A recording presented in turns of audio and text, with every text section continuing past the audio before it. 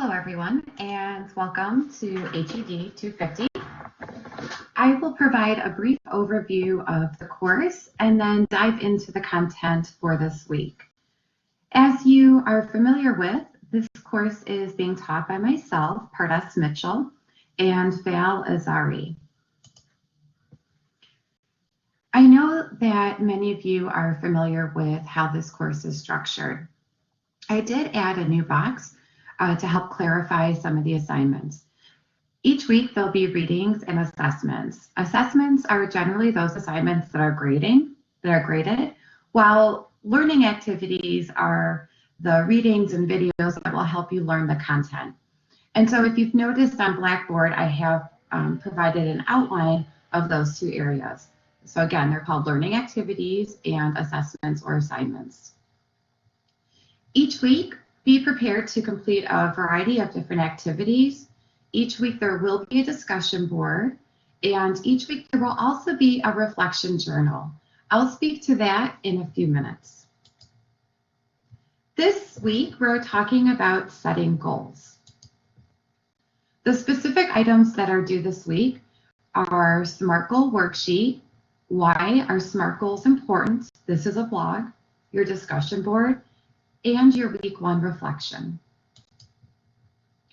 The SMART Goals worksheet is a worksheet that you will complete and then attach in Blackboard.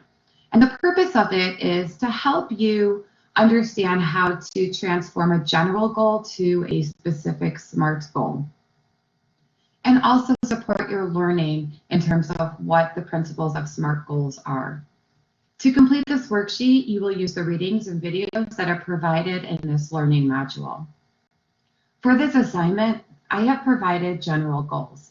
As you can see here, there are 4 general goals. What I'd like you to do is change each goal into a SMART goal. After doing that, I'd like you to write a paragraph describing how the goal you created meets the SMART goal criteria. This assignment will be graded for correct to make sure it is correct. Therefore, if you are unsure about the SMART goal you created, feel free to email a draft of this by Friday of this week to get feedback on your assignment so that you can submit your final assignment on Sunday. The other assignment is a blog. And in this blog, I want you to share why SMART goals are important.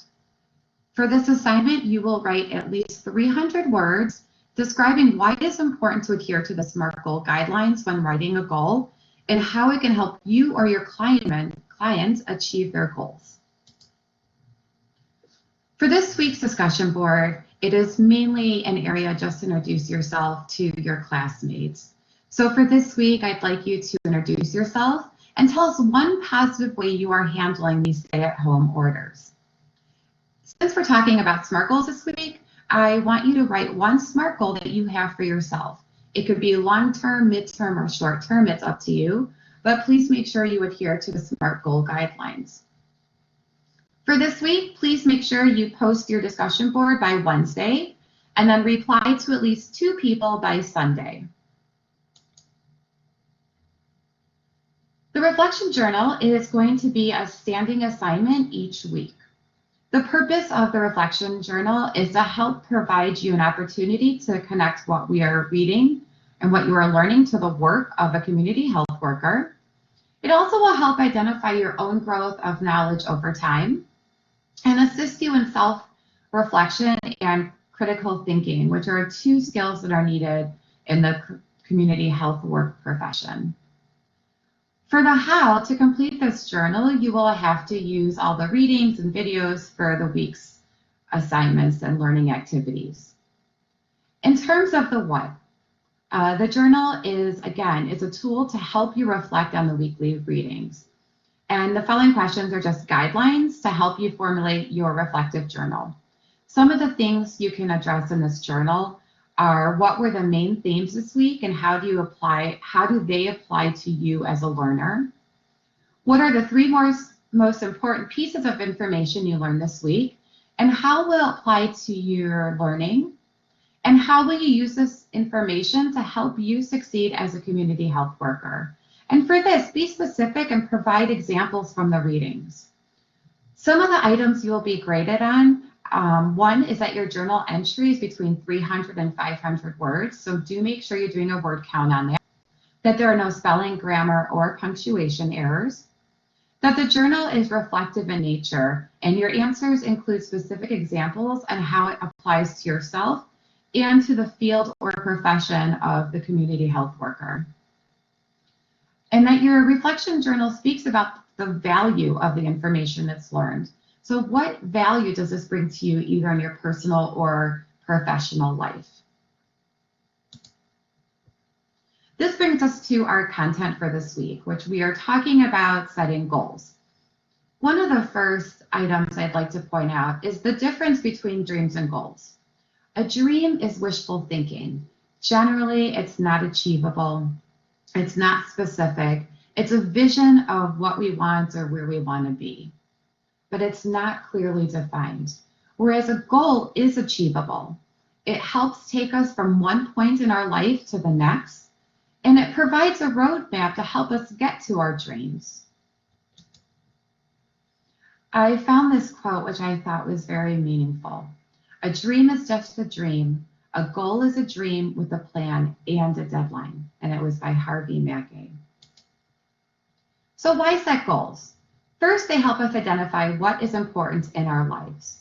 They provide us with a path to help us obtain what we want. They allow us to feel pleasure when we reach a goal. It feels very satisfying to reach a goal we have set for ourselves. And it helps us focus on the future. The three main types of goals are long-term, mid-term, and short-term. Long-term can take a few years to achieve. Mid-term can take anywhere from a few months to achieve to years to achieve, to a year to achieve. And mid-term goals support our long-term goals. And short-term goals can take anywhere from a few days to a few weeks to achieve. And again, these help support our mid-term and long-term goals. So the way that we write goals is by using the SMART goal principle. Each letter in the SMART goal stands for a word. So S stands for specific, M stands for measurable, A stands for achievable, R stands for realistic, and T stands for time-bound or time. When setting a SMART goal, here are some guidelines for each of those areas. S, specific. What, why, and how. What are you going to do? Why is this important to do at this time? What do you want to accomplish? How are you going to do it? And so here's a poor example. I will exercise more. I don't really know what more means.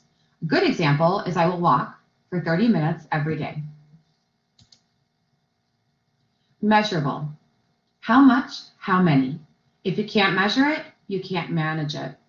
You have to be able to see the change occur. So ask yourself, how much do I have to do? And how many times do I have to do it? Attainable, meaning it's within your reach. Set yourself up for success. Start small if you need to. The smaller steps, the easier it is to achieve, and the better we feel about achieving our goal. A goal needs to make you feel slightly uncomfortable so that you know it needs a real commitment from you. If you make it too easy, then it's not really a goal. Facing and overcoming challenges will help motivate you to move on to bigger challenges and more satisfying accomplishments. R is for realistic, doable, not easy or ridiculously hard. A poor example, I will not watch television. A more realistic example, I will not watch television until my homework is done. Time, T. Set a timeline. You must have a set guidelines. You need to be able to see the end in sight. When do I want to have the goal accomplished? What steps to achieve my goal will keep me on track? And last, we have to look at motivations to help us stay on track. What happens when a client or ourselves fail to achieve a goal? Oftentimes when we fail to achieve a goal, we see it as a failure, feel bad about it, and forget about it. And that is not the way to move on. And so we need to look at it as an opportunity to reevaluate our goal. Perhaps we made it too difficult to achieve. Perhaps we need to set it smaller and make smaller increments so that we are able to achieve the pieces of our goal. When we fail to reach our goal, it just means that goal was out of reach, and we need to make it smaller and more achievable. We need to look at it as a learning experience and not as a failure. This concludes our video for week 1. Have a wonderful week.